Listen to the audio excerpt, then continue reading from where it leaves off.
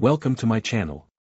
Subscribe, listen and enjoy my stories every day. I never thought I'd be the guy stumbling onto betrayal in his own marriage. Diane and I had been together for a decade, and I truly believed our life was solid. We laughed, fought, and loved with all the typical bumps of married life. But in the end, I guess I was blind. If you had asked me even a few months back, I would have sworn on anything that I knew my wife. But life has a way of shattering comfortable illusions in the ugliest ways possible. The unraveling began on a dull Saturday afternoon. I was in the garage, sorting through the clutter that had accumulated over the years. I didn't have a specific mission, just that usual urge to clear things out and maybe donate what we didn't need. The house was quiet, and Diane was supposedly away on a business trip. She'd become busy lately, always off on one urgent trip or another, sometimes leaving Sonia, her 19-year-old daughter, behind with me. I didn't think much of it. Sonia was used to me, and we'd always had a good relationship. She'd been part of the package when I married Diane, and she'd grown from a shy, curious kid to a confident young woman. Her mom's absences never seemed to bother her much, and she'd sometimes even reassure me with a laugh, telling me Diane would be back before I could miss her. But that afternoon, I found something I wasn't supposed to. I was clearing through some old suitcases when I came across a smaller one of Diane's. Something in me said to open it. Maybe it was boredom or just that odd curiosity you feel when you find something hidden. I expected to find old clothes, perhaps some dusty heels or forgotten makeup. But when I popped it open, I was met with a strange assortment of souvenirs. Keychains, postcards, and even little knickknacks from places Diane had never mentioned. A small Eiffel Tower model, a postcard from Lake Tahoe, a wooden sculpture from some place in Oregon. My heart beat a little faster as I sifted through them. I knew every place she claimed to have been, but these weren't among them. In a split second, suspicion took root. I tried to laugh it off, to rationalize it. Maybe she just picked them up for fun, gifts she'd forgotten to mention. But another part of me wasn't buying it. I tossed the suitcase aside, anger beginning to simmer, a quiet fury building up in the background as I realized something wasn't right. My head buzzed with the start of paranoia, questions that seemed ludicrous and ridiculous just hours before now flooding my mind. The following days became a blur of half-conscious investigating. I'd watch her when she returned, looking for signs I hadn't noticed before, clues that she might be slipping away. It felt wrong to pry, but every time she came back, that creeping sense of doubt refused to let me rest. I tried dropping casual hints, small probes to get a read on her, but Diane had a talent for deflecting. She was always quick to reassure me, kissing me, telling me I worried too much, that she was just doing her job. But the seeds of suspicion had been sown, and I couldn't ignore them. Soon, I did something I once swore I'd never do. I began checking her emails, snooping through her messages when she was out of the house. I was half praying that I'd find nothing, that my suspicions would prove unfounded and I'd be left feeling like a fool. But that's not what happened. One evening, as I was sorting through her work email, I found something. His name was Jeremy. The email started innocent enough, the kind of banter you'd expect between colleagues. A few jokes, some harmless exchanges about work. But as I scrolled down, the words took a darker turn. Jeremy wasn't just a colleague, he was something else. I began seeing sentences I couldn't unsee, messages I wished I could erase from memory. There were inside jokes I didn't understand, mentions of places they'd visited together that Diane had never once mentioned to me. For a moment, I stared at the screen, struggling to breathe. It felt as though someone had punched me in the gut, my world collapsing around me in slow motion.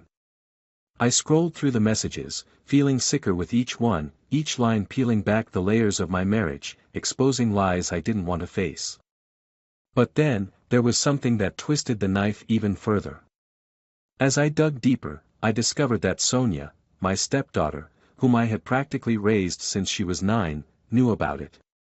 There were messages where Diane was practically coaching Sonia on what to say if I ever asked questions about her trips, teaching her how to lie to my face.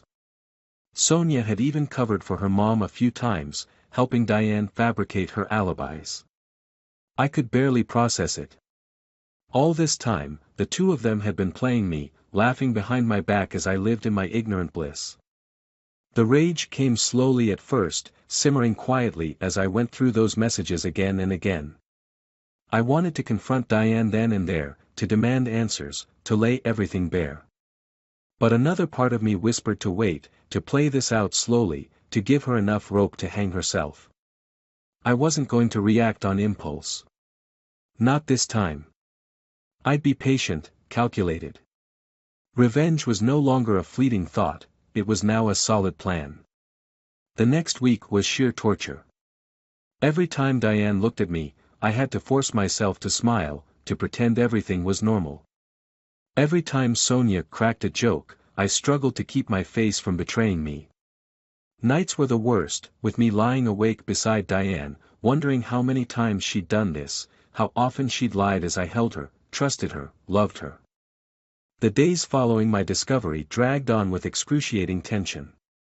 Each morning, I'd wake up hoping this nightmare would somehow turn out to be a figment of my imagination.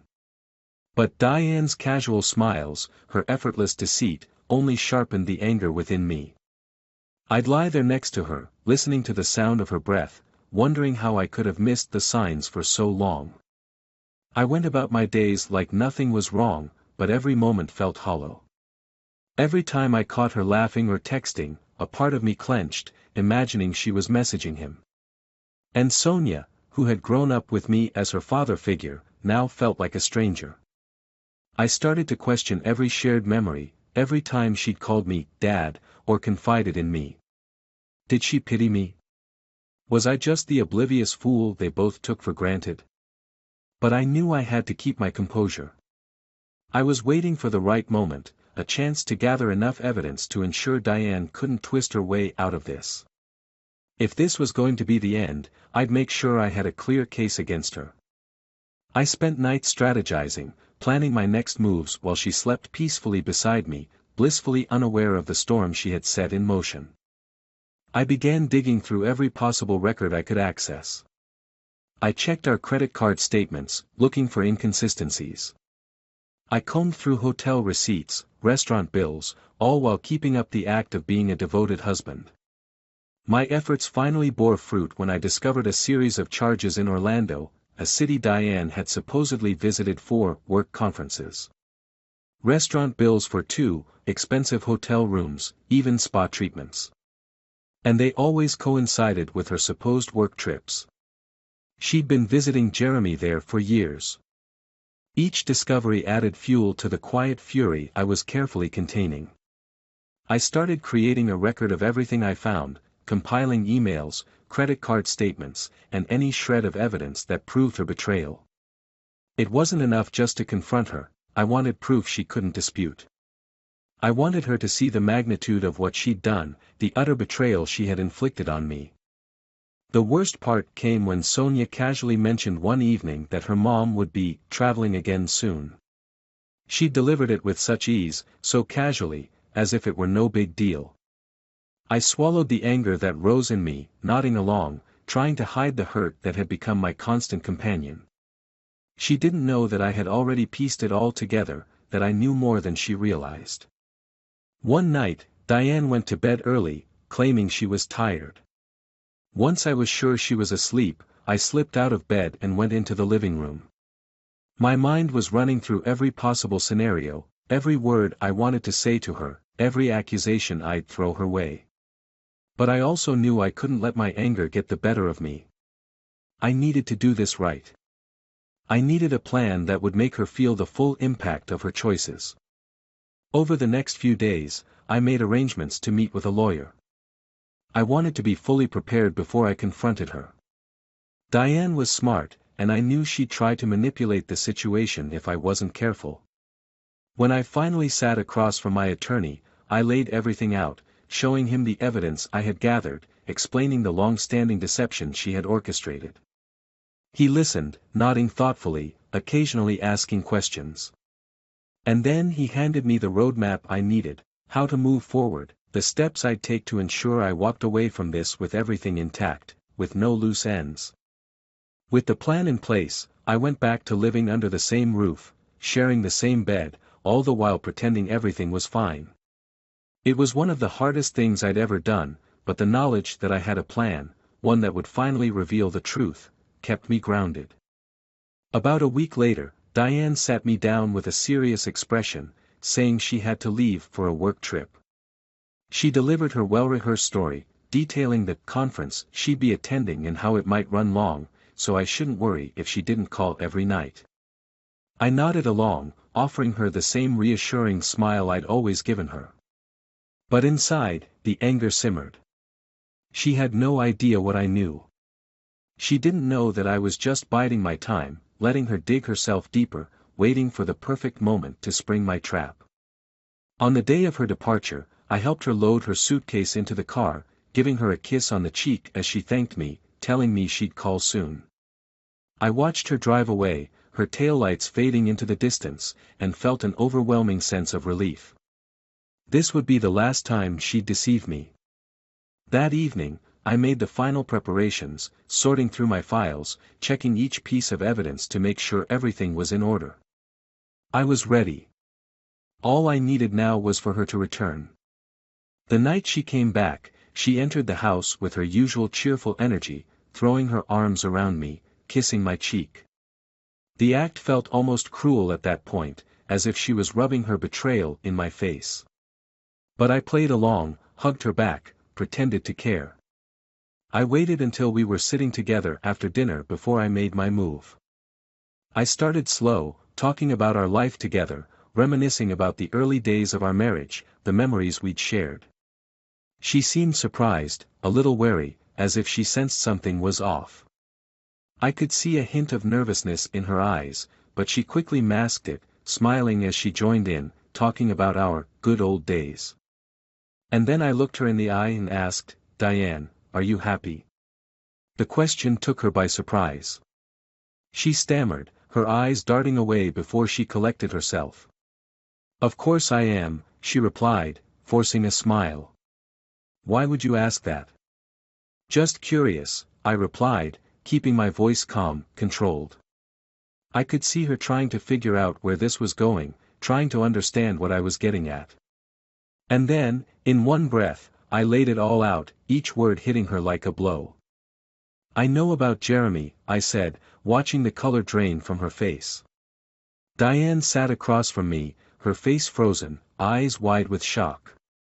The silence was so thick, I could almost hear her brain scrambling for a response. She swallowed, tried to steady herself, but the cracks were already forming. She opened her mouth, closed it again, then finally stammered, What are you talking about?" I leaned back, letting her desperation sink in. "You know exactly what I'm talking about, Diane. Jeremy. The work trips to Orlando. The lies. All the stories you fed me for years." Her face flushed, the mask she'd worn for so long crumbling before my eyes. "Wait," she whispered, her voice barely audible. "How did you? What do you mean?" "Oh, don't act surprised, Diane. I found everything. The hotel bills, the emails. All those little souvenirs from places you never mentioned. I pieced it all together."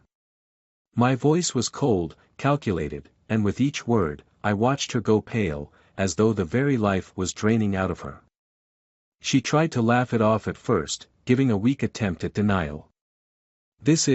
You're being ridiculous, James. Those were business trips. You're just overthinking this. You know how my job is." She was clutching at straws, her voice wavering, trying to sell the same lie she'd been feeding me all these years. But I was done listening. I reached into my pocket and pulled out the stack of printed emails, receipts, everything. I tossed them onto the table, letting them scatter in front of her, every piece of her betrayal laid bare in black and white. She glanced down, her eyes widening as she recognized the evidence, the undeniable proof of what she had tried so hard to keep hidden. "Still going to tell me I'm imagining things?" I asked, my voice laced with the anger I had held back for so long. Her mouth opened, but no words came out. She reached for the papers, her hands trembling as she thumbed through them. Each page seemed to hit her like a physical blow, the reality of her lies reflected back at her with brutal clarity. "James," she whispered, her voice breaking. I can explain." "Explain?" "There's nothing left to explain, Diane. You lied to me. You lied to me, to Sonia, to everyone who believed we had something real. You went behind my back, using work as an excuse to see him." I clenched my fists, barely containing the rage that had been festering for weeks. "How long, Diane? How many years did you keep this going?" Tears started to fill her eyes, and for a moment, she seemed genuinely remorseful. But I wasn't about to let her twist this around. She wasn't getting sympathy from me, not after everything she'd done. "I never meant for it to go this far," she murmured, her voice cracking. It just happened. It just happened." I let out a bitter laugh. "You don't just happen to betray someone you're supposed to love. You made choices, Diane. Every time you lied, every time you booked a flight, every time you snuck off to be with him. Those were all choices." She put her head in her hands, and for a moment, I thought she might start sobbing. But I didn't care. I wanted her to feel every ounce of shame, every bit of guilt that she tried to hide for so long. I wanted her to feel the betrayal as deeply as I did. When she looked up again, her face was blotchy with tears, but there was something else there, too, a glimmer of desperation, as if she was realizing just how badly she had lost control. "Please, James," she said, her voice pleading. We can work through this. I know I made a mistake, but please, don't throw everything away." I shook my head, the bitterness cutting deep. "Throw everything away? Diane, you already threw it away the moment you decided he was worth the risk. The moment you decided I wasn't enough." I got up from my chair, unable to stand the sight of her anymore. I turned my back, staring out the window into the darkness outside, gathering the strength to keep going. "I trusted you, Diane. I loved you. I built a life with you. And you destroyed it for, what? A few stolen moments? A fling with someone who probably doesn't care about you any more than he cares about his morning coffee?"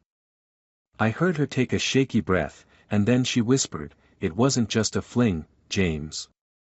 I thought maybe," her voice broke again, as if she couldn't bring herself to finish the sentence. But I already knew what she was going to say, and it made my blood run cold. "You thought what?" I asked, my voice like ice. "You thought you'd leave me? Start over with him?" She didn't answer, but the silence was enough. I felt a wave of disgust wash over me, realizing just how far gone she really was. I turned back to face her, my heart pounding with a mixture of rage and sadness. "I'm done, Diane. I'm done being your fool, done playing along in this charade. You want to be with him? Fine. Go. But don't you dare expect me to be here waiting for you when he leaves you high and dry." Her face crumpled, and for a moment, I almost felt a pang of sympathy. Almost. But then I remembered everything I had uncovered, everything she had lied about, and that fleeting sympathy evaporated like smoke. "I'm not going anywhere, James," she said, her voice suddenly firm, a hint of defiance creeping in. "This is our home. We have a life together. I made a mistake, yes, but I'm not giving up on us." I shook my head, the finality of my decision settling over me like a cold weight. "You already gave up on us. I don't need to fight for something you already threw away." She opened her mouth, but whatever she was going to say died on her lips as I turned and walked away. I went upstairs to our bedroom, gathering my things, the weight of the betrayal hanging heavy around me. I didn't look back as I packed a small bag, not wanting to give her the satisfaction of seeing any weakness. As I descended the stairs, she was waiting at the bottom, her face streaked with fresh tears. "Please, James. Don't do this. I'll do anything, anything to make it right." I paused, looking her dead in the eyes. "Anything?" I repeated, my voice hollow. "Then do me a favor. Don't ever pretend this was about me. This was always about you, Diane. Your choices, your selfishness. You betrayed me, and now you want me to forgive you. There's no coming back from this." With that, I walked out the door, leaving her standing there in the empty silence of a house that was no longer my home. I didn't know where I was going or what would come next. But as I drove away, the weight lifted slightly, the anger dimming just enough to leave room for something else, a sense of freedom. A few months passed. I moved out, settled into a small apartment on the other side of town, and started building a new life, one that didn't include Diane. In the beginning, there were days when the anger felt like it would consume me, but gradually, that fire turned into something else, something like resolve. I dove into my work, reconnected with friends I'd lost touch with, and began seeing a therapist to work through the storm Diane's betrayal had left behind. One chilly autumn morning, as I was sipping my coffee and getting ready for the day, I received a text from Sonia. I hadn't heard from her since I left. I knew things must have been confusing for her. She was young, caught between her mother and me, but I hadn't reached out. I wanted her to know she could take her time, figure out where she stood without feeling pulled in either direction. But the message she sent wasn't what I expected. "James, can we talk? There's something I need to tell you. It's about Mom and everything that happened." Her words hung in the air, a shadow over my quiet morning. I responded, suggesting we meet at a cafe near my apartment. An hour later, I watched her walk through the door, her face pale, her expression troubled. She looked older, as if the last few months had aged her. We sat across from each other, both a bit nervous, neither quite sure how to begin. Finally, she took a deep breath and spoke. "James, there's something I've been holding on to, something I didn't tell you because, well, I didn't know if it would make things worse. But I can't keep it to myself anymore." She paused, looking down at her hands. "There's more to the story with Mom. More than you know." I felt a chill settle over me as she continued. "I didn't just know about her affair with Jeremy. I knew she'd been hiding something even worse. You might not believe me, but the truth is, I think she wanted you to find out about Jeremy. She knew you'd leave if you did. It was all part of her plan." I shook my head, feeling a wave of confusion. "Her plan? Sonia, I don't understand. Why would she want me to leave?" Sonia bit her lip, looking away. "Because of the money," she said, her voice barely a whisper. "She told me that if you left her, she'd get everything in the divorce. I found out later she was planning on using it to pay off Jeremy's debt. He was in deep with gambling and loans. She thought she could save him if she got a good settlement from you. She said it was her chance to finally live the life she thought she deserved." I didn't want to believe her, but it all started making sense. A cold wave of realization washed over me. Diane hadn't just betrayed me with Jeremy. She had orchestrated the entire downfall of our marriage to ensure I would walk away, leaving her free to take everything we'd built. I clenched my fists, struggling to keep my composure as Sonia reached across the table, placing a hand on mine. "I'm so sorry, James," she whispered. "I know I should have told you sooner. I was just scared. And I thought, maybe if you knew, it would hurt even more." I nodded, trying to process it all. Diane's affair wasn't just a betrayal, it was a calculated, premeditated move to destroy me. She wanted the house, the assets, the life we had built, and she knew the only way to get it was to push me away, to break me so thoroughly that I'd leave it all behind. I took a deep breath, feeling a strange calm settle over me. I looked Sonia in the eye, the anger slowly melting away. Thank you for telling me, Sonia. I know that wasn't easy. She nodded, looking relieved, but there was still sadness in her eyes. There's more, James. I don't know how to say this, but I've started looking for my father. My real father. I froze, caught off guard. Sonia's biological father had never been part of the picture. Diane had told me that he was a distant, disinterested figure, someone she'd left behind long before we met. But now, seeing the pain in Sonia's eyes, I realized there was more to the story. She took another deep breath, her eyes glistening with unshed tears. I found him, James. He's been trying to reach me for years. And he told me that he never abandoned me, that Mom kept him away. She told him to stay out of our lives or she'd ruin him. He's a good man, James. I spent years thinking he didn't care, but he did. He loved me, and he loved her. But Mom, she pushed him out, just like she's done to you. The realization hit me like a punch to the gut. Diane's selfishness, her manipulation, her relentless need for control, it had destroyed not just my life, but Sonia's too. She'd taken a father away from his daughter, just as she had taken my life apart, piece by piece. But as I sat there, a strange sense of peace washed over me. Diane could take the house, the money, everything material.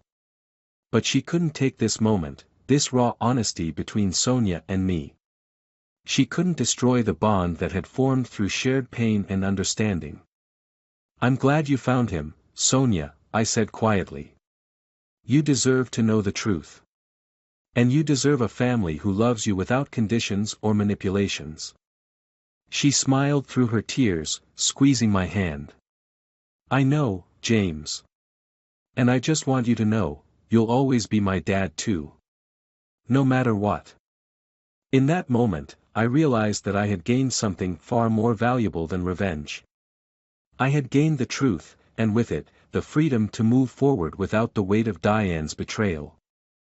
I had lost a marriage, a home, and a life I thought was secure, but I had found a family, one forged in honesty and resilience, a family that Diane could never touch. As Sonia and I left the cafe, I felt the weight of the past lift, replaced by the steady warmth of hope. Diane had tried to take everything, but in the end, she'd only set me free. And that, I realized, was the best revenge of all.